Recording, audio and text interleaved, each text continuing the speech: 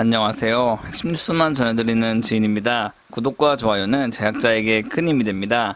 하반기 들어서 신재생 에너지에 대한 대중들의 관심은 많이 줄어들었습니다.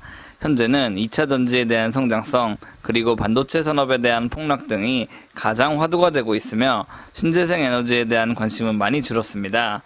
하반기 수소경제 지원 정책이 통과되면 본격적인 수소 관련 기업들은 큰 수혜를 입게 될 것이고 결국 업계 1위 업체들이 승승장구하게 될 것입니다.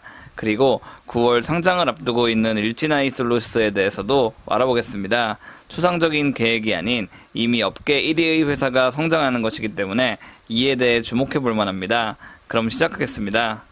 많은 분들은 수소차 넥소에 대해 알고 있을 것입니다. 다른 전기차들과는 다르게 넥소는 수소를 연료로 사용하는 제품입니다. 다만 제가 주목하고 있는 수소 경제는 자동차 관련이 아니라 순수 발전소 관련입니다.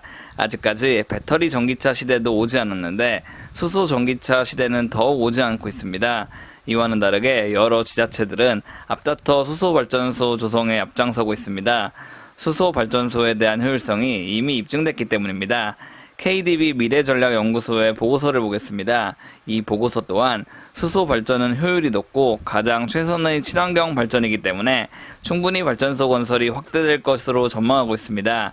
태양광, 풍력 등은 기상 상태에 따라 전기 생산이 일정하지가 않습니다. 이에 비해 수소 발전은 매우 일정하게 전기를 생산할 수 있습니다. 즉 가장 현실적인 친환경 발전이라는 말이죠.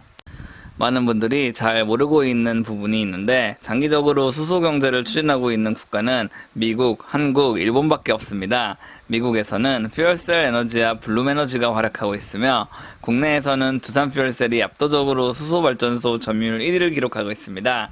그리고 두산 퓨얼셀은 2014년 미국 클리어 엣지 파워라는 회사를 인수해 수소 시장에서 활약해오고 있으며 SK 에코플랜트는 미국 블룸 에너지와 손잡고 블룸 SK 퓨얼셀로 활약하고 있습니다.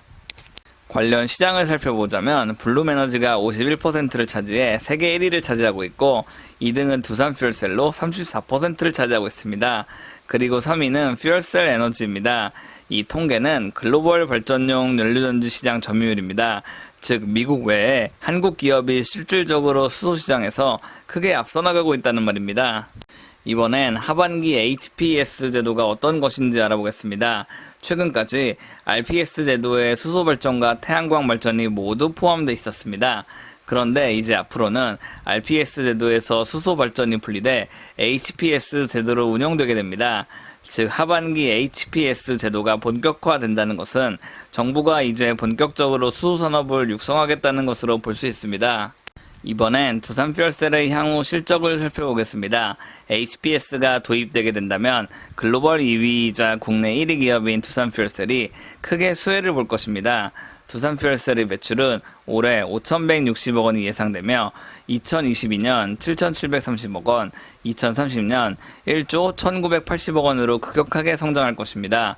간혹 나중에 실적이 잘 나왔을 때 매수하면 되는 것 아니냐고 생각하시는 분도 있으실 수 있는데 주가는 항상 여러 계획이나 예상 실적에 선행되기 때문에 미리 선점해 놓는 전략이 필요합니다.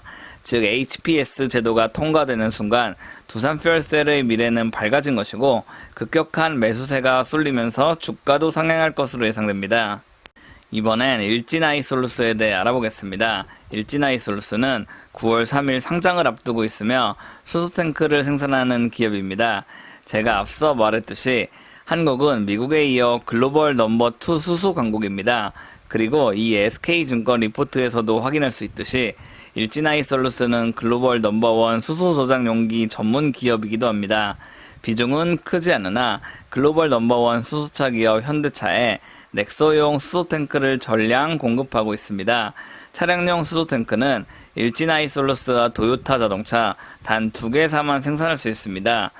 따라서 앞으로도 현대차가 일본 제품을 선택할 가능성은 매우 적으며 앞으로 일진아이솔루스는 현대차와 수소 사업을 이어나갈 것으로 예상됩니다.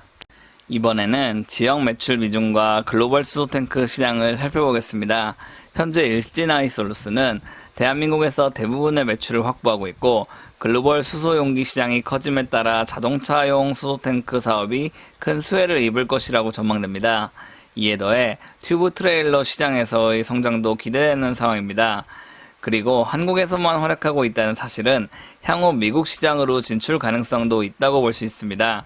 본격적으로 수소 경제 시대가 오게 된다면 결국 일진 아이솔루스가 성장할 여지가 많다는 말입니다. 일진 아이솔루스는 이미 지자체, 수소 유통사와 수소 튜브 트레일러에 대한 실증과 사업 협력을 추진하고 있습니다. 지난 2019년 기사를 보면 수소 운송 튜브 트레일러 시장이 활성화된다는 기사가 표출됐습니다. 가스공사는 오는 2030년까지 꾸준히 튜브 트레일러를 도입할 계획입니다. 결국 튜브 트레일러 또한 수소 탱크의 연장선에 있는 제품입니다. 즉 결국 수소 탱크 강자가 튜브 트레일러 강자가 될 것이라는 말이죠. 그리고 일진 다이아와의 관계성을 살펴보겠습니다. 최근 들어서 일진 다이아의 주가가 상승하고 있고 주주들의 관심은 일진 다이아 자회사인 일진 하이솔루스에 집중되고 있습니다. 즉 LG화학보다 LG에너지솔루션에 더 많이 관심이 집중되고 있는 것처럼 일진 다이아보다 일진 하이솔루스에 더 많은 관심이 집중되고 있는 것입니다. 물론 일진 다이아의 주가가 좋지 않다면 일진 하이솔루스의 관심도 좋지 않을 것입니다. 다만 최근 3달간 일진 다이아의 주가는 우상향하고 있습니다. 이런 타이밍에 일진 하이솔루스가 상장된다면 좋은 평가를 받을 가능성이 높아진다는 말이죠. 오늘 영상을 마무리하겠습니다. 한국 수소 사업은 명실상부 최고의 기술력을 보유하고 있습니다. 그리고 이 같은 수소 경제가 더 활성화되기 위해선 HPS 제도가 도입돼야 합니다.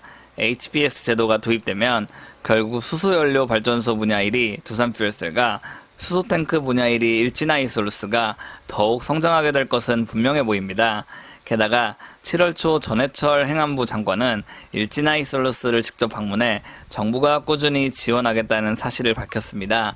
즉 일진하이솔루스는 수소탱크 넘버원이라는 말이고 정부도 이를 충분히 인지하고 있고 앞으로 지원을 아끼지 않겠다는 말입니다. 게다가 기사에는 예산 확보를 통해 수소산업 생태계를 적극 지원하겠다고 밝혔습니다. 즉 지원은 앞으로도 계속된다는 말입니다. 제가 준비한 소식은 여기까지입니다. 지금까지 핵심 뉴스만 전해드리는 지인이었습니다. 감사합니다.